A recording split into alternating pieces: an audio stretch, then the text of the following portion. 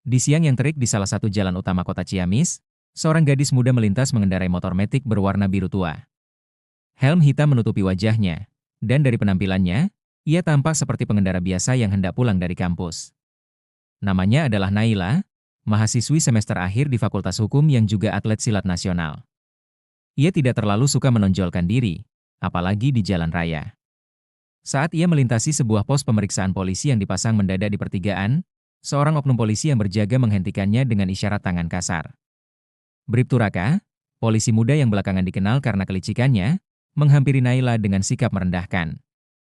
Tanpa basa-basi, ia menuduh Naila melanggar rambu lalu lintas dan mulai memaksanya membuka helm serta menunjukkan surat-surat. Naila yang sopan pun menunjukkan SIM dan STNK-nya tanpa keberatan. Tapi Raka mengabaikannya dan malah menuduh surat-surat itu palsu.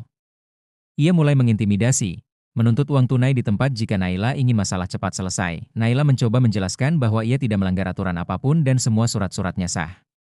Namun, Raka tetap bersikeras, bahkan menyentuh bagian motor Naila dan mengancam akan menyitanya.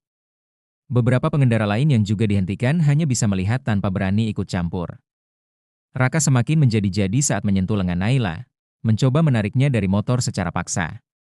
Saat itulah insting bela diri Naila muncul. Dalam satu gerakan refleks, ia menggenggam tangan Raka dan membalikkan tubuh sang oknum polisi ke tanah. Suara keras tubuh Raka menghantam aspal menarik perhatian warga sekitar. Mereka yang melihat kejadian itu langsung mengambil ponsel dan mulai merekam. Raka yang terkejut tidak sempat bangun ketika Naila berdiri tegak di hadapannya. Wajahnya tenang namun tegas. Polisi lain yang berjaga di dekat situ mencoba mendekat, tapi warga yang menyaksikan justru menghalangi dan meminta agar Naila tidak disentuh. Beberapa warga yang mengenali Naila mulai meneriakkan namanya, memberitahu siapa sebenarnya gadis muda itu. Video kejadian tersebut tersebar dengan cepat di media sosial dan grup-grup WhatsApp lokal. Dalam hitungan jam, nama Naila trending di Twitter dan TikTok. Publik marah besar melihat kelakuan Raka, yang ternyata memiliki catatan buruk dalam menangani masyarakat. Pihak kepolisian daerah segera memanggil Naila untuk dimintai keterangan, dan Naila datang dengan didampingi dosennya dan seorang pengacara kampus. Dalam pemeriksaan internal, terbukti bahwa surat-surat Naila asli dan tidak ada pelanggaran lalu lintas yang ia lakukan.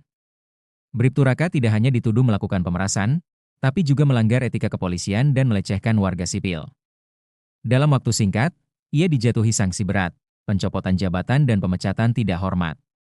Sementara itu, Naila mendapatkan penghargaan dari Kapolri karena keberaniannya membela diri dan melaporkan tindakan oknum yang merusak citra institusi. Sejak kejadian itu, Naila menjadi simbol perlawanan terhadap arogansi kekuasaan yang disalahgunakan. Ia diundang ke berbagai forum diskusi hukum dan diberi kesempatan berbicara di beberapa universitas. Ceritanya menginspirasi banyak mahasiswa, khususnya perempuan, untuk tidak diam ketika diperlakukan tidak adil. Naila tetap rendah hati, kembali fokus pada studinya, dan lulus dengan predikat cum laude. Ia kemudian bergabung dengan lembaga bantuan hukum untuk membela masyarakat kecil yang kerap menjadi korban oknum nakal seperti Raka. Kisahnya menjadi pengingat bahwa jangan pernah menilai seseorang dari penampilannya saja. Di balik helm seorang gadis pengendara biasa, bisa tersembunyi kekuatan, keberanian, dan pengetahuan hukum yang cukup untuk menumbangkan kesewenang-wenangan aparat.